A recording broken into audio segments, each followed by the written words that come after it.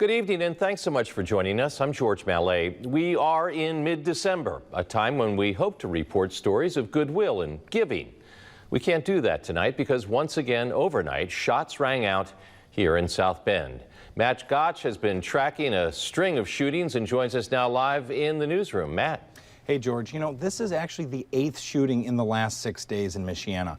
And of the 10 people who have been shot, 5 of them have died. Now, on Sunday night into Monday morning, there were 2 fatal shootings at 2 separate locations on South Bend's northwest side.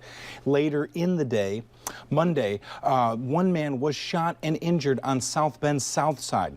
One man was also shot and injured in an Elkhart apartment complex on Tuesday. Wednesday was actually free of gun violence, but on Thursday, 2 men were killed outside of an Elkhart sports bar, and 1 man was shot dead in South Bend's Keller Park neighborhood. And on Friday, half a mile away in the adjacent Near Northwest neighborhood, 2 people were wounded by gunfire. That brings us to today, where South Bend police were called around 4 a.m. to the 700th block of North Cleveland Avenue on reports of a shooting. When they arrived, they found 1 victim suffering from non-life-threatening injuries. And yesterday, we spoke with community leader Lynn Coleman, who says these shootings are rooted in a lack of respect for each other and an effortless access to firearms. We are an extremely violent society right now. Hatred seems to be taking over.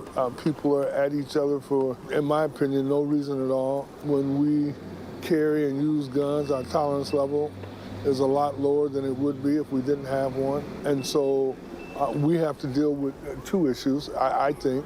Number 1, we have to deal with the level of violence and hatred that we have one to the other. And secondly, we have to, as a society, deal with the ease and accessibility of weapons, guns.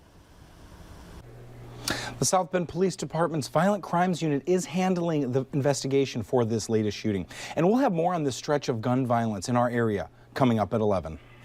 All right, thank you, Matt Gotch, for us live this evening in the newsroom.